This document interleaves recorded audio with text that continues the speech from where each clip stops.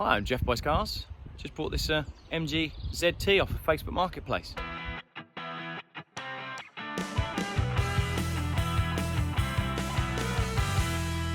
What's got 4 exhaust pipes, a V6 engine, 1 engine light, and does 14 miles to the gallon?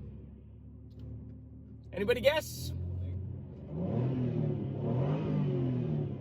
Someone's put some quite big exhausts on it.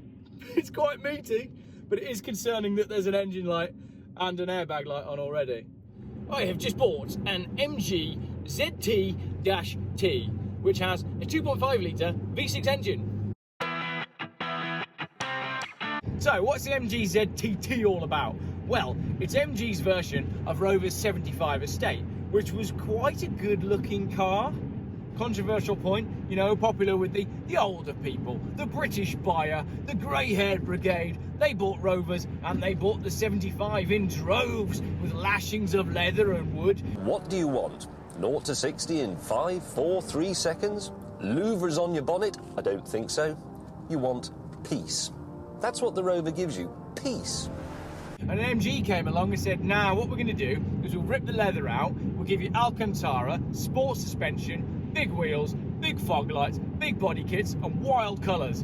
And we bloody love these cars. Everybody bought them. MG made just over 27,000 of these ZT estates, the ZTT, between 2001 and 2005. Now at launch it was available with 2 V6 engines, 160 horsepower and 190, and then the 4-cylinder petrol K-series powered engines followed later with 120 and then 160 horsepower from a turbocharged unit. The one that everybody always wants to know about is the V8, the famous 4.6 litre V8 version of the Rover 75. A very cool car, but the problem you've got with that is they're really expensive to buy. So whereas you can get into a ZT for a grand, a couple of grand, 3 grand for a really good one, to get into a V8 Tourer, you need 10 grand. Who's got 10 grand to play with? But if you look at it, relatively speaking, if you compare a ZT V6 or even some of the smaller engines to a sporty estate car from Germany, these are an absolute bargain.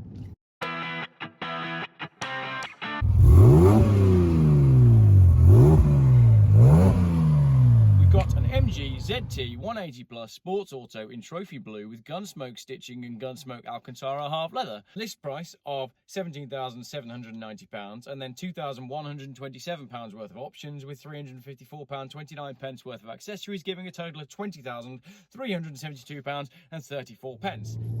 There's certain cars that have a colour automatically associated with them. BMW M3, Estoril Blue, Mercedes-Benz SL, Signal Red, and this, the MG ZT, has to be Trophy Blue. It's a gorgeous colour. It was a cost option when the car was new, and other cost options that are on this car include the Alcantara seating, which is just lovely. These seats are really nice. Saw this on Facebook Marketplace and thought, oh yeah, that's cheeky, I'll have a little bit of that. I like the exhaust pipes because it's quite noisy. What's not to like about that? I got a V6 engine out front and I got a stainless exhaust out back. It's brilliant.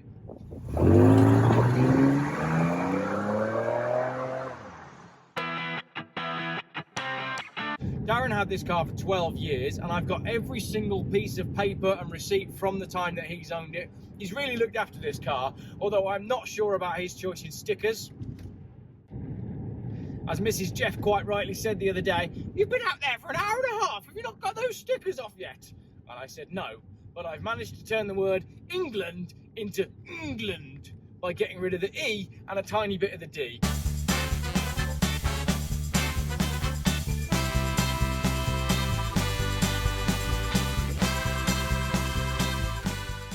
At which point I gave up and I thought, nah, forget it, I'm not wasting any more time trying to get these stickers off. I don't do bodywork, I don't do vinyl, I don't do valeting, someone else can do that.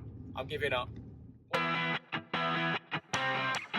So being an MG, I've got no wood in here, I've just got a really nice graphite grey dashboard. Everything seems to be in exactly the right place, which is probably because BMW were at the helm of Rover at the time. And I like BMWs. So really, there's a lot to like about this car. Pop it into a little bit of sport mode.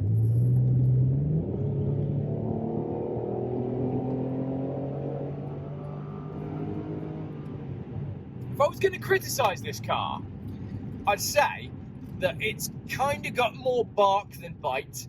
And the thing is, yes, it's a V6 engine, and yes, it's got a 4-tip, you know, stainless exhaust on it and all that. But it's only got 180 horsepower, and it's got an automatic gearbox. So I jump in it, and I turn the key, and I hear that noise, and I'm thinking, yes, AMG Mercedes performance. But that's not the case. It's not that sort of car. It doesn't have the, 364 horsepower of an E55 AMG V8 estate. It's a smaller engine. It's not an out-and-out performance estate car. It's a quick estate car. It's a fast estate car. And it's a lovely estate car, but it's not a full performance estate car. You couldn't really compare this to the likes of, the Volvo T5s and all of those sort of things. There's nothing raucous about its V6 engine. Now, when Jeremy drives a car, he drives a car like this. In fact, even when he's just talking about a car, he does this. And Hammond talks about barrelling along in his Morgan. I don't want to barrel, I want to waft. I'm going to put this one in the raffle, I think. I might change my mind, but I think I'm going to put it in as, the winner can just choose, can't they, which one they want. Do you want a 7 Series, or would you want a V6 MG ZT Touring? Because they're both equally fun cars. So, Rich, which car are you going to go for? I've said it all along on the BM, but I think I might have to go for the MG. Really? Just because it's a bit different, isn't it? I like the ZT. Woohoo! It's cheeky. It's very cheeky. It pops and bangs and it burbles because it's got this fat exhaust on it from the V8 model, I think he said. Yeah. I mean, it's got an engine light on it, but, it is a beast. It's a proper beast. Oh, got to get past this lorry.